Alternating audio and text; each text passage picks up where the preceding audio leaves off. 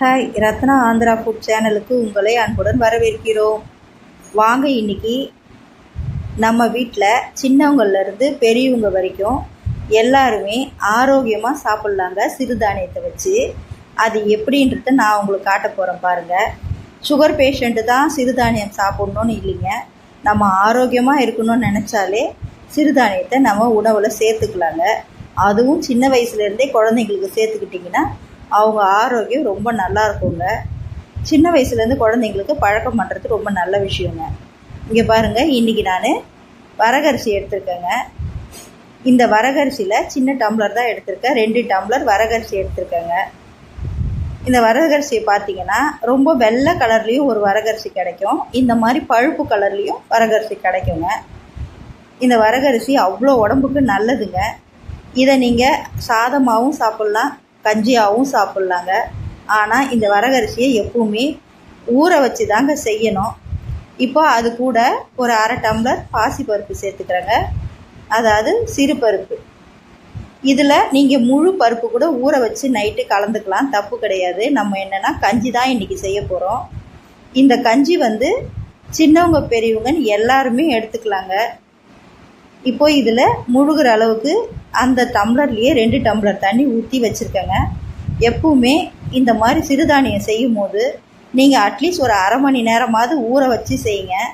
இந்த சிறுதானியங்களை வறுத்து சாப்பிட்றத விட நீங்கள் ஊற வச்சு சாப்பிடும்போது எல்லா உடம்புல இருக்க சத்து நல்லா இருக்குங்க.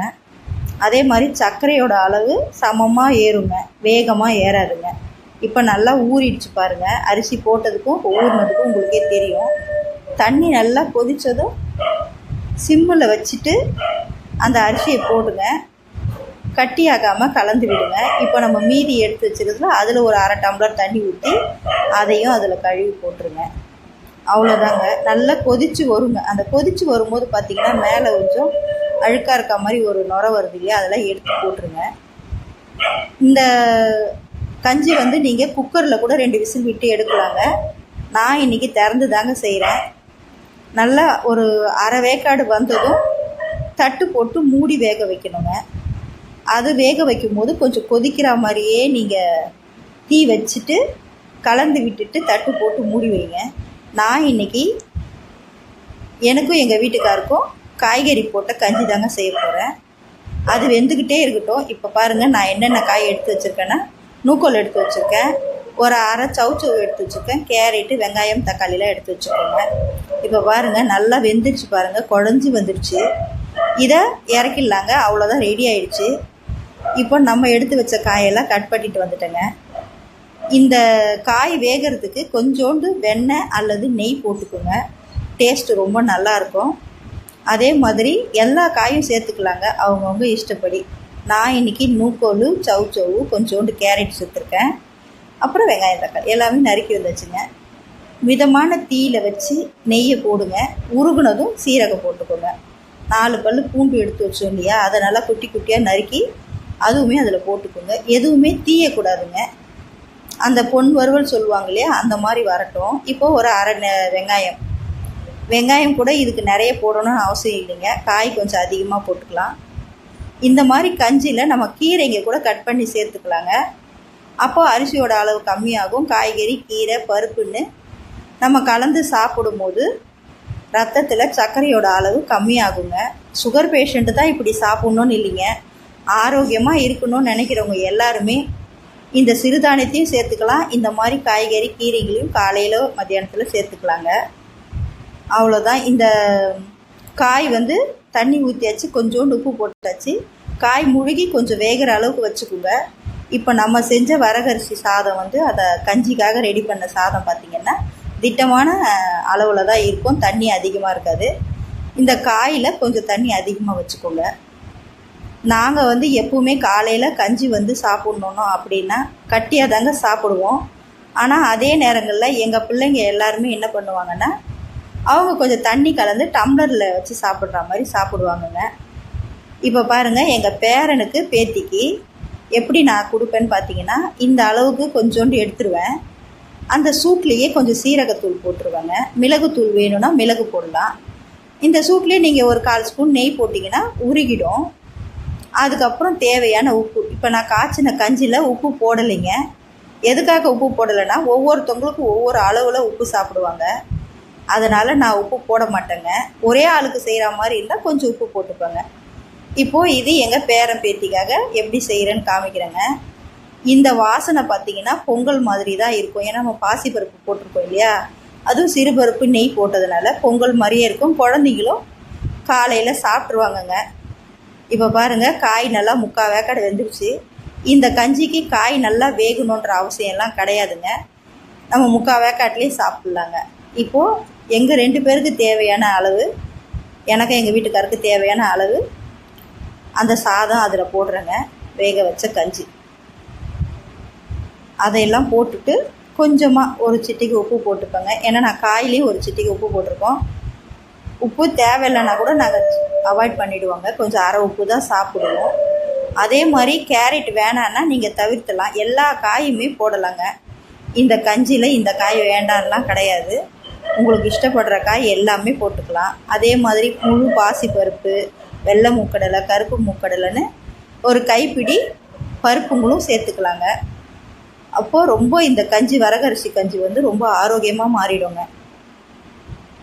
அவ்வளோதாங்க, கஞ்சி ரெடி ஆயிடுச்சு. வேறு பாத்திரத்துக்கு மாற்றிக்கலாங்க.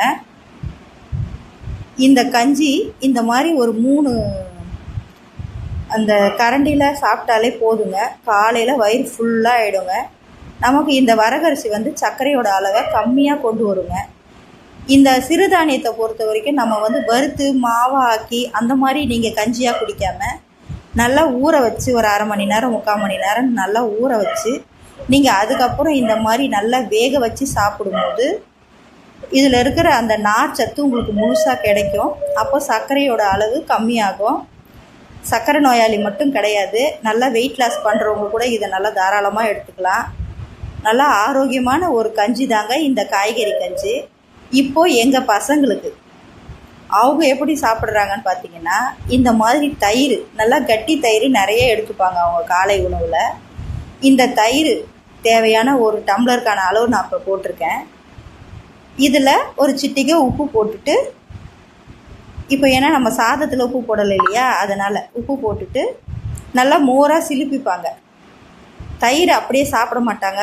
ரொம்ப எப்பவுமே பார்த்திங்கன்னா அடிக்கடிக்கு மோர் தான் எங்கள் வீட்டில் எடுத்துப்பாங்க. ரொம்ப ரேரு தயிர் சாப்பிட்றது. இப்போ பாருங்கள், இந்த நம்ம கஞ்சி எடுத்தோம் இல்லையா, அது நல்லா ஆறுனதுக்கு அப்புறம் தான் அந்த மோரில் போட்டு கலக்கணுங்க. சூடாக போடக்கூடாதுங்க, எப்பவுமே ஆறணும். ஆறுனதும் நீங்கள் மோரில் போட்டுக்கோங்க. நம்ம உப்பு போட்டாச்சு தேவையான அளவு. ஒரு ஆளுக்கு மட்டும்தான் இந்த கஞ்சி நான் எடுக்கிறேன். இப்போது உங்களுக்கு செஞ்சு காட்டுறேன் பாருங்கள். அவ்வளோதான். இந்த மாதிரி போட்டுட்டு கைவிடாமல் அந்த கட்டி இல்லாமல் கலந்துக்கிட்டிங்கன்னா வரகரிசி மோர் கஞ்சி ரெடிங்க. மோரோடு நீங்கள் வரகரிசி சாப்பிடும்போது நிறைய பேர் சொல்லுவாங்க, வரகரிசி சாப்பிட்டா எனக்கு சூடாகிடும்னுவாங்க. அப்படியெல்லாம் கிடையாதுங்க. நீங்கள் காய்கறி கீரையோடு சாப்பிட்டிங்கன்னா கண்டிப்பாக ஹீட் ஆகாதுங்க. அவ்வளோதாங்க. நல்லா கட்டி இல்லாமல் கலந்துட்டு டம்ளரில் ஊற்றி குடிக்க வேண்டியது தான். மோர் கஞ்சி ரெடி ஆகிடுச்சு, காய்கறி கஞ்சி ரெடி ஆகிடுச்சு, குழந்தைங்களுக்கு கஞ்சியும் ரெடி ஆகிடுச்சு. ரொம்ப டேஸ்ட்டாக இருக்குங்க. மோர் ஊற்றி குடிக்கும் போது எங்கள் வீட்டில் இருக்கவங்க எல்லாருமே சாப்பிடுவாங்கங்க. அவ்வளோதாங்க. 3 வகையான கஞ்சிங்க. ஒரே அரிசியில் எத்தனை வகையான கஞ்சி செஞ்சு காமிச்சிருக்கேன் பாருங்கள். இந்த மாதிரி நீங்களும் செஞ்சு சாப்பிட்டு பாருங்கள், ரொம்ப நல்லாயிருக்கும். நம்ம சேனலில் ஏற்கனவே நான் கருப்பு உளுந்து கஞ்சி, கருப்பரிசி கஞ்சின்னு போட்டிருக்கேங்க. 5 வகையான கஞ்சி, அதாவது பருப்பு வகையில் அரிசி வகையில் கலந்து செய்கிறது. இப்போது இது சிறுதானிய கஞ்சி உங்களுக்காக செஞ்சு காமிச்சிருக்கேங்க. இந்த மாதிரி கஞ்சிகளை செஞ்சு சாப்பிடுங்க. வெய்ய நாள், மழை நாள், எல்லா நாள்லையுமே இந்த வரகரிசி கஞ்சி தாராளமாக எடுத்துக்கலாங்க. சுகர் பேஷண்ட்டு நைட்டு பகலுன்னு பார்க்காம தாராளமாக எடுத்துக்கோங்க. நம்ம வீடியோ பிடிச்சிருந்தா ஒரு லைக் பண்ணிவிடுங்க. நம்ம சேனலுக்கு சப்ஸ்கிரைப் பண்ணி வச்சுக்கோங்க. ஆரோக்கியமான வரகரிசி கஞ்சி ரெடி. சாப்பிடுங்க, சந்தோஷமாக இரு.